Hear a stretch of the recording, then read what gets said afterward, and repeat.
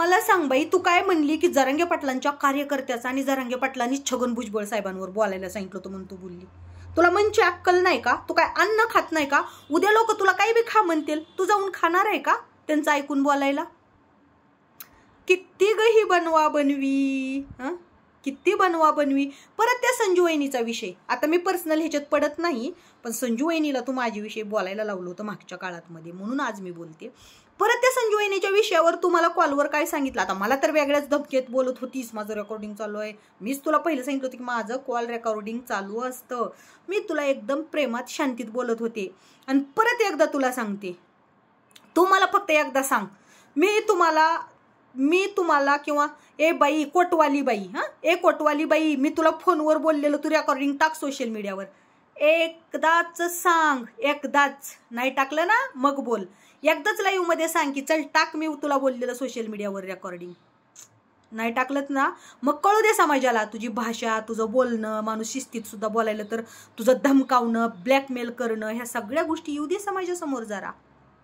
राहिला संजू वहिनीचा विषय, तर तू मला काय सांगितलं फोनवर सुद्धा की संजीवनी तिनं घाणघाण शिव्या तर घातल्यास तू फोनवर संजू वहिनीला, लय शिव्या दिल्यास तू माझ्यापाशी. पण मला ह्याच गोष्टीचं वाईट वाटतंय की तुम्ही तिला सपोर्ट करताय. अरे मी सत्याला सपोर्ट करते. मला वाटलं ती सत्याच्या मार्गाने चालल्यात, मी त्यांना सपोर्ट करणारच. कुणाच्या बापाची भीती नाही आलेली मला बरं का. सत्तेच्या मार्गाने चालणाऱ्या व्यक्तीला सपोर्ट करायला मी कुणाच्या बापाला भीत नाही, मी कुणाचे पैसे खाल्ले नाहीत किंवा मी कुणाची बांधील नाही बरं का. मला कुणाच्या दबावाखाली यायची काहीच गरज नाही. मग तू त्या संजीवनी वहिनीला माझ्यापाशी भरपूर काही, आता लाईटला जायला बी काय झालं तर राव, मग भरपूर काही शिव्या दिल्यास. बरं जाऊ दे, शिवेचं काही नाही. परत तुम्हाला दुसरी गोष्ट काय सांगितली की त्या व्यक्तीच्या हिनं महागं लागली होती आणि त्या व्यक्तीनं तुला फोन करून सांगितला आणि ती व्यक्ती तिला नाही म्हणली म्हणून तिनं असं वागायला लागली. हे तुझे शब्द होते, हे तू मला आणखीन काही असं भरपूर सांगितलंस.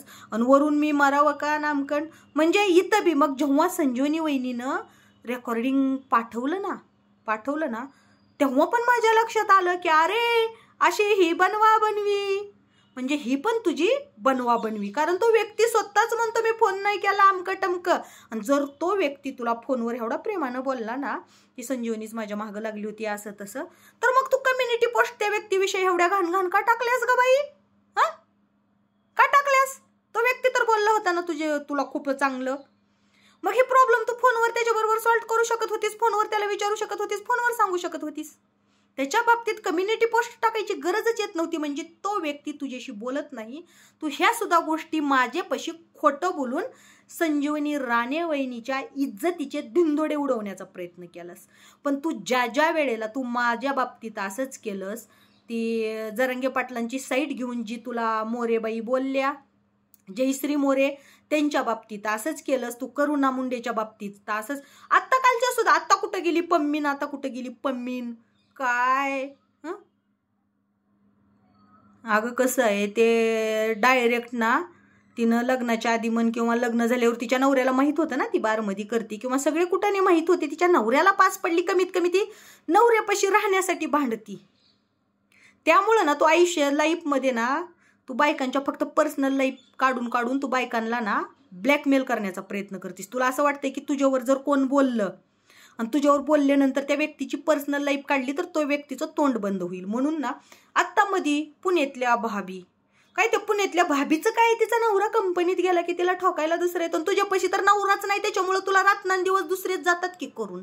त्याचं कसं, त्याचं काय नाही. तू बोलली पुण्यातल्या भाभीचं काय, तिचा नवरा कंपनीत गेला की तिला दुसरा येऊन ठोकून जातो. हा का, तुझं कसं ग मग, तुझं काय?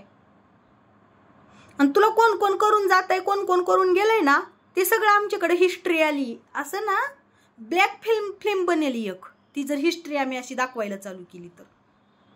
कळलं का? त्यामुळं ना माणसानं चालताना पाय घसरला तरी चालतो बरं का, पण बोलताना ना जीभ नाही घसरावी, विचार करून बोलावं. कारण आपल्या शब्दानं जो खाणलेला खड्डा असतो ना, त्या खड्ड्यात आपणच पडतो. हे विसरू नको. नाही, हे विसरू नको. तू पुण्यातली भाभी, नवरा कंपनीत म्हणल्यावर माझ्या सगळ्या गोष्टी लक्षात आलत्या. तवाच तुझ्या खाली बांबू घातला असता मी, पण तू नाव नव्हतं घेतलेलं बरं का, नाव नव्हतं. म्हणून ना मी जरा नाव घेईपर्यंत, माझ्याकडे कसं असतंय सगळ्या पुराव्यानिशी मी बोलते ना, नाव घेईपर्यंत मी शांत होते. नाहीतर तुझ्याकडं मग किती तुला पाठवले असते ना, तू खुश झाली असतीस, खुश, शरीराची भूक भागली म्हणून लय खुश झाली असतीस. म्हणून परत एकदा सांगते, तू ना बोलताना ना विचार करून, तू म्हणली ना आता की त्या बायांना दिसत नाही का, म्हणजे आम्ही त्या विषयावर बोललो नाही म्हणून, तर तुला परत एकदा सांगते, हे जे काम आहे ना, तर सरकारनं ना ही कायदे जे आहे त्या कायद्याचं चांगलं पालन केलं, चांगली अंमलबजावणी केली ना, तर आता जी सरकार आहे त्या सरकारनं जातीने ह्याच्यात लक्ष घालणं गरजेचं आहे बाई, जरांगे पाटलांनी नाही बरं का. त्याच्यासाठी तुझा मेंदू ठिकाणाला ठेवावा लागतो.